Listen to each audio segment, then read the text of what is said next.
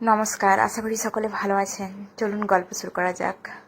গল্পের নাম madness of love, part 15।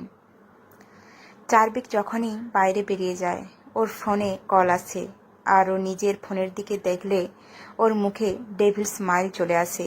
O phone receive করে নেয় আর বলে, তুমি কল করতে একটু বেশি দেরি করে ফেললে না? চার্ভিকের কথা শুনে ও পাশের ব্যক্তি হাসতে শুরু করে আর বলে, কি ইয়ার, এইরকম কে করে? আমি তো শুধু আমার অ্যাঞ্জেলের সাথে ডান্স করেছি, আর তুমি আমাকে প্রাণে মারার জন্য এতগুলো প্রফেশনাল কিলার পাঠিয়ে দিলে। ও তো ভালো যে আমি কোনো সাধারণ মানুষ না, সেই জন্য বেঁচে গেছি, শুধু নিজের এক হাত ভেঙে নিয়ে। আর যদি আমার জায়গায় কোনো সাধারণ মানুষ হতো তো এখন পর্যন্ত মরে যেত। চার্ভিক ওপাশের কথা শুনে হাসার সময় বলে, আমি জানতাম আদিত্য, তুমি এতগুলো লোককে খুব ভালোভাবেই হ্যান্ডেল করে নেবে। সেই জন্য তো আমি কম লোককে পাঠিয়েছিলাম, কারণ আমি তোমার প্রাণ নিতে চাই না। আমি শুধু ওই হাত ভাঙতে চেয়েছিলাম যেটা দিয়ে তুমি ওকে স্পর্শ করেছিলে। যাই হোক, এটা জেনে আমি খুশি হলাম যে আমার লোকেরা খুব ভালোভাবে কাজটা করেছে।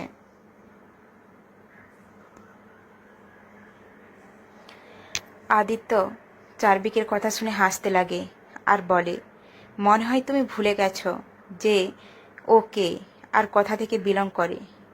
চার্ভিক আদিত্যর কথা শুনে টোঁট মেরে বলে, আমি খুব ভালো করে জানি ও কে।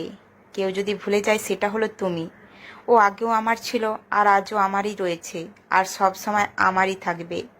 সেই জন্য মাঝে আসা বন্ধ করে দাও, কারণ আমি চাই না এইবার এই কাহিনী আবার ওই রকম হোক যেটা প্রতিবার হয়ে থাকে। আমি এটাও চাই যে কাহিনীর সমাপ্তি প্রতিবারের মতো না হোক।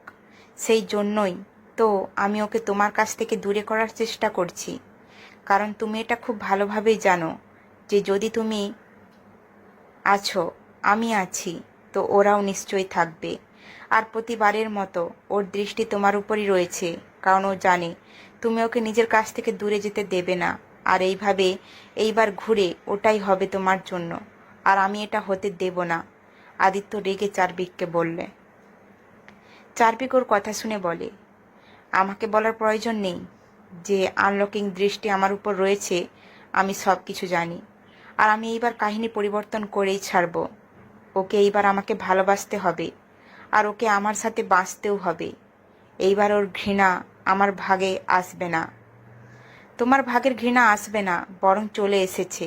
তোমার কি মনে হয় আমি জানি না তুমি এই সময় কোথায় রয়েছ আর ওকে কিভাবে রেখেছ? তুমি প্রতিবার এই ভুলটাই করো আর ওকে হারিয়ে ফেলো, আর তোমার ভুলের জন্য তার শাস্তি আমরাও পাই।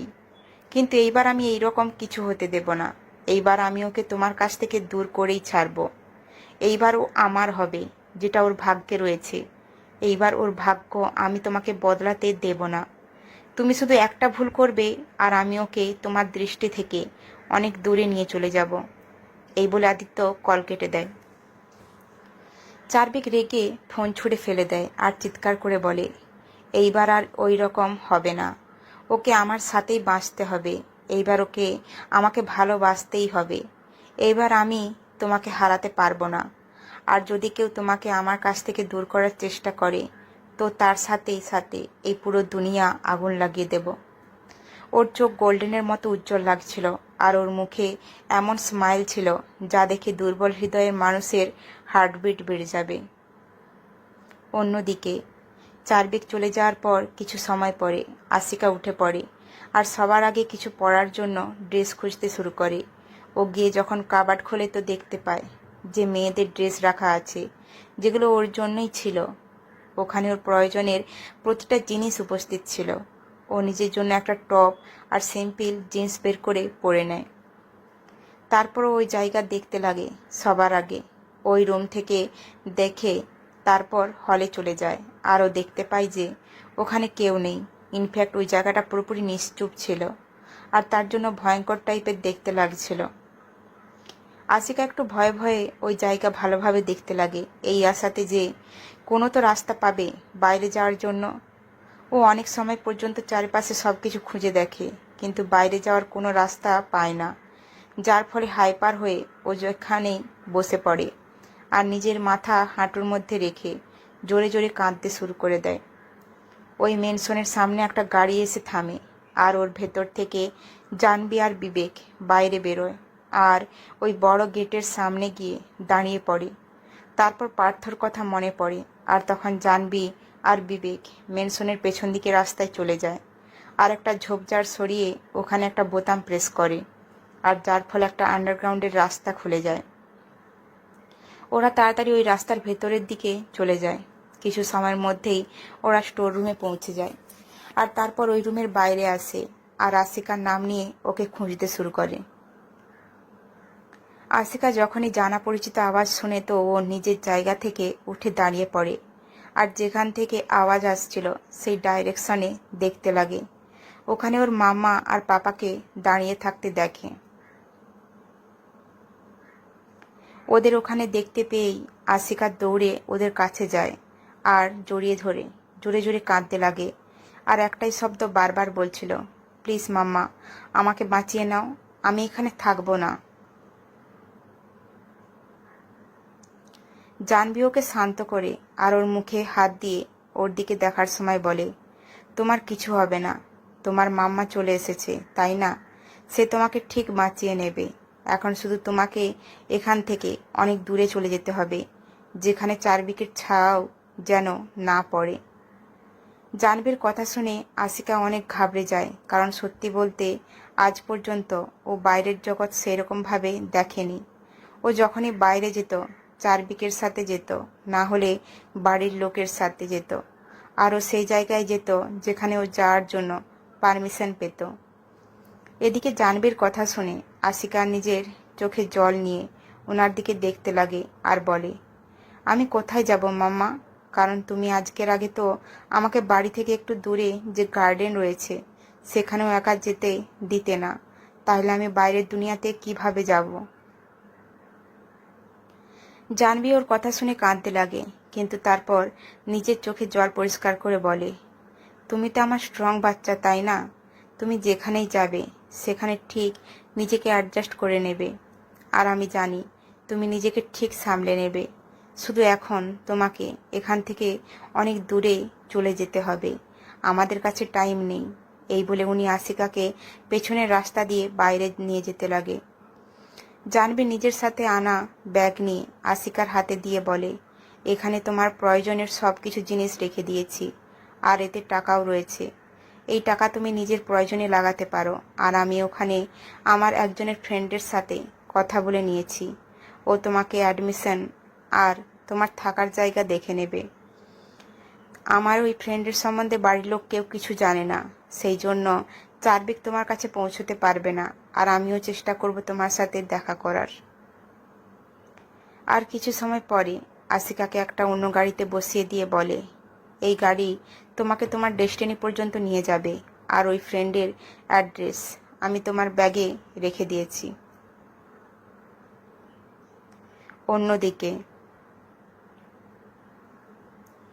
চারবিক যখনই নিজের মিটিং শেষ করে কেবিনে আসে, ও প্রথমে নিজের ল্যাপটপ অন করে মেনশনে লাগিয়ে রাখা সিসিটিভি ফুটেজ দেখতে লাগে। আর ও যখনই কিছুক্ষণ আগের ফুটেজ দেখে নেয় তো ওর চোখ লাল হয়ে যায়, আর রেগে ল্যাপটপ ওখানেই মেঝেতে ছুঁড়ে ফেলে দেয় আর চিৎকার করে বলে, তোমার সাহস কী করে হলো আমার কাছ থেকে পালিয়ে যাওয়ার? এই বলে ও অফিস থেকে বেরিয়ে ওবেরয় মেনশনের জন্য বেরিয়ে যায়, আর কিছু সময়ের মধ্যেই সেখানে পৌঁছে হলের মধ্যে সব জিনিস ভাঙচুর করতে লাগে, আর কিছু সময়ের মধ্যে ওখানে পরিবারের সব মেম্বার উপস্থিত হয়ে যায়। চারবিক ওদের সকলের দিকে দেখতে লাগে, তারপর ও জাহ্নবীর কাছে যায় আর ওনার সামনে দাঁড়িয়ে গিয়ে ওনার চোখের দিকে তাকিয়ে বলে, ছোট মা, তুমি এটা কেন করলে? তুমি তো ওকে আমার জন্য নিয়ে এসেছিলে, তাই না? তাহলে ওকে আমার কাছ থেকে কেড়ে নিলে কিভাবে? আমি ওকে তোমার জন্য নিয়ে আসিনি, ও কোনো খেলনা না যে আমি ওকে নিয়ে এসে তোমার হাতে দিয়ে দিয়েছি যাতে তুমি ওর সাথে খেলতে পারো। ওকে আমি আমার মেয়ে বানিয়ে এই বাড়িতে রেখেছিলাম, আর আজকে আমি ওকে পাঠিয়ে দিয়েছি। জাহ্নবী চারবিকের দিকে চোখ পাকিয়ে বলল, ঠিক আছে, আমি মানছি যে তুমি ওকে আমার জন্য নিয়ে আসোনি, কিন্তু আমি ওকে ভালোবাসি, তাই না? তাহলে তুমি ওকে আমার কাছ থেকে দূর কিভাবে করতে পারো? এটা বলার সময় চারবিক জাহ্নবীর দিকে দেখছিল। জাহ্নবী ওর কথা শুনে ওকে এক থাপ্পড় মেরে দেয় আর চিৎকার করে বলে, তুমি ওকে ভালোবাসো না, কারণ যদি তুমি ওকে ভালোবাসতে তাহলে ওর রুমে ক্যামেরা লাগাতে না, ওকে ওই জঙ্গলের মাঝে নিয়ে গিয়ে বন্দি করতে না, আর না তোমার দিদার ওই অবস্থা করতে। আশিকার জন্য এটা তোমার ভালোবাসা না, এটা পাগলামো। আর এই পাগলামোর জন্য তুমি যে কোনো কিছু করে ফেলতে পারো। আর একজন পাগল মানুষের হাতে আমি আমার মেয়েকে কিভাবে দিতে পারি, যে যে কোনো মানুষের প্রাণ চুটকিতে কেড়ে নেয়? ওনার কথা শুনে চারবিক জোরে জোরে হাসতে লাগে আর তারপর সাইকোর মতো নিজের ঘাড়ে হাত বোলানোর সময় বলে, তোমার কি মনে হয় যে তুমি ওকে আমার কাছ থেকে দূরে পাঠিয়ে দিয়েছ আর আমি ওর কাছ পর্যন্ত কখনো পৌঁছাতে পারবো না? এটা তোমার ভ্রম, কারণ অনেক তাড়াতাড়ি ও আমার বুকের মধ্যে থাকবে, যেটা ওর আসল জায়গা। আর তুমি সেই প্রথম ব্যক্তি যে ওকে ওয়েলকাম করার জন্য আগে এগিয়ে আসবে। রেডি হয়ে নাও ওর গৃহপ্রবেশ করানোর জন্য এই বাড়ির বউ রূপে, কারণ বউ তো ও হয়ে গেছে, শুধু ওর গৃহপ্রবেশ হওয়া বাকি রয়েছে। আর তারপর আরও একটু এগিয়ে এসে জাহ্নবীর কপালে কিস করে আর বলে, তুমি টেনশন করো না, আমি আমার বাড়ির লোকের কোনো ক্ষতি করব না। মানছি তুমি ভুল করেছ, কিন্তু শাস্তি তোমাকে অন্য উপায়ে দেব। আর সেটার শাস্তি এটা হবে যে তুমি প্রতিদিন নিজের মেয়েকে কষ্ট পেতে দেখবে, কিন্তু তবু কিছু করতে পারবে না ওকে বাঁচানোর জন্য। অ্যান্ড ডোন্ট ওয়ারি, আমি এখনই ওর পেছনে যাচ্ছি না, এখন তো আমি ওকে শাস্তি দেব, তবে তো ও জানতে পারবে যে ও কত বড় ভুল করেছে। চারবিক স্টাডি রুমে যেতেই ও দেওয়ালের সাথে লেগে ওখানে বসে পড়ে, আর তখনই ওর স্টাডি রুমের দরজা আবার খুলে যায় আর সুশীলা দেবী স্টাডি রুমের ভেতরে চলে আসে। উনি চারবিকের কাছে এসে ওর পাশে বসে পড়ে আর ওর দিকে তাকিয়ে বলে, চারবিক, কি হয়েছে? তুই এইভাবে কেন বসে আছিস? চারবিক ওনাকে জড়িয়ে ধরে আর বুকে মাথা রেখে কাঁদতে কাঁদতে বলে, ঠাম্মা, অনেক কষ্ট হচ্ছে, অনেক কষ্ট হচ্ছে ঠাম্মা। আশিকা নিজের সত্যিকারের ভালোবাসা চিনতে পারেনি, ও আমাকে ছেড়ে চলে গেছে ঠাম্মা।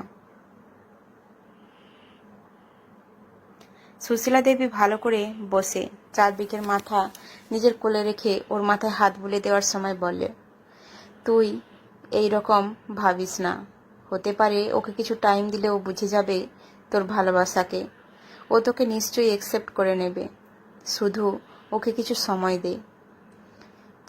চারবিক ওনার কথা শুনে হঠাৎ করে কান্না থামিয়ে ওনার কোল থেকে নিজের মাথা তুলে নিজের চোখের জল পরিষ্কার করার সময় বলে, তুমি এখান থেকে যাও, আমি একলা থাকতে চাই।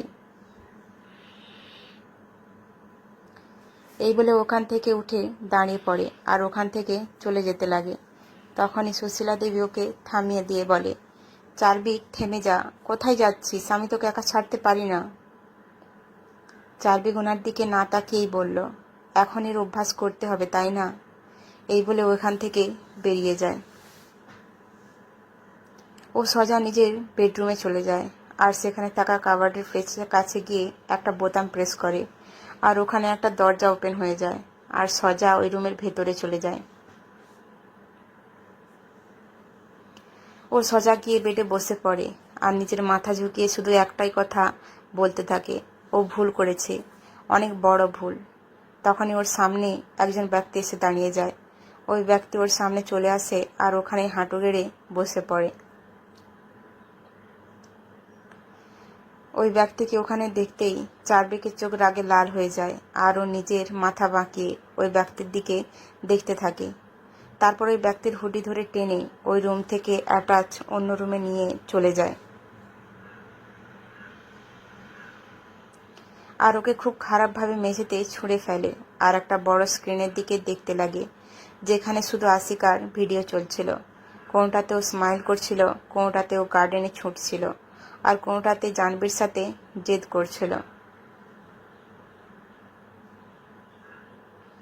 এই 13 বছরে ও কত লোকের সাথে দেখা করেছে, কত শব্দ বলেছে, ও নিজের স্কুল লাইফে কাদের কাদের সাথে দেখা করেছে, এই 13 বছরে কোন কোন বইয়ে হাত দিয়েছে, কি স্বপ্ন দেখেছে, প্রতিদিন প্রতিটা সেকেন্ড যত নিঃশ্বাস নিয়েছে সব কিছুর হিসাব আমার কাছে রয়েছে, প্রতিটা জিনিসের রেকর্ড আমার কাছে রয়েছে। ওর জীবনের একটা মুহূর্ত আমি হারাতে চাইছিলাম না, সেই জন্য ওকে বন্দি করে নিয়েছিলাম নিজের দুনিয়াতে, যেখানে ও মুক্তভাবে নিঃশ্বাস তো নিতে পারবে, কিন্তু আমার অনুমতি ছাড়া না। ওর মনে হচ্ছিল যে ও খোলা আকাশের নিচে বেঁচে রয়েছে, কিন্তু ওর আকাশ তো আমিই ছিলাম। কিন্তু আজকে শুধু তোর জন্য ও আমার কাছে নেই, শুধু তোর জন্য আমি ওকে হারিয়ে ফেলেছি। আর যখন ভুল তোর, শাস্তি তো পেতেই হবে। এই বলে ও অর্থের দিকে চলে যায়, আর ওর চুল ধরে ওর মাথা উপরের দিকে তোলে, আর ওর গলায় একটা দড়ি জড়িয়ে সেটা শক্ত করে টান দিতে লাগে।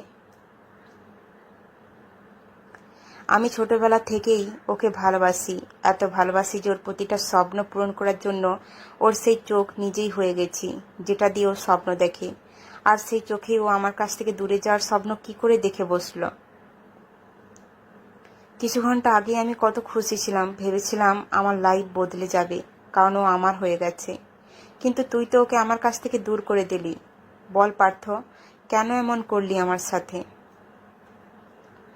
পার্থ চার্বিককে নিজের কাছ থেকে ছাড়ানোর চেষ্টা করে আর নিজের দম বন্ধ কর আওয়াজে বলে, সরি চার্বিক, ক্ষমা করে দাও, আমার ভুল হয়ে গেছে। এই বলে হঠাৎ করে হাসতে লাগে। ওকে হাসতে দেখে চার্বিক ওর গলা ছেড়ে দেয় আর ওর পাশে বসে নিজে জোরে জোরে হাসতে লাগে আর বলে, আমি কষ্টে আছি আর তোর হাসি আসছে। পার্থ চার্বিকের কথা শুনে সিরিয়াস হয়ে যায় আর ওর মুখের দিকে তাকিয়ে বলে, আমি তো শুধু ওটাই করেছি যেটা তুমি আমাকে করতে বলেছিলে। যাই হোক, তুমি ওকে যেতে দিলে কেন? চার্বিক স্মার্ট করে বলল, কারণ আমি চাই ও আমার ভালোবাসার, আমার জিনিসের মূল্য বুঝুক। তুই জানিস, যদি কোনো জিনিসকে নিজের কাছে পুরোপুরি আয়ত্তে রাখতে হয়, তাহলে সবার আগে ওকে খোলা আকাশে ছেড়ে দাও, আর ওকে একটা পাখির মতো মুক্তভাবে ছেড়ে দাও, আর তারপর ওকে ধরো, আর ওকে এমন একটা খাঁচার ভিতর পুরে দাও যেখান থেকে ও মুক্তভাবে নিঃশ্বাসও না নিতে পারে। এইভাবেই ওর সাহস পুরোপুরিভাবে শেষ হয়ে যাবে, আর ও দ্বিতীয়বার কখনো দূরে যাওয়ার কথা ভাববে না।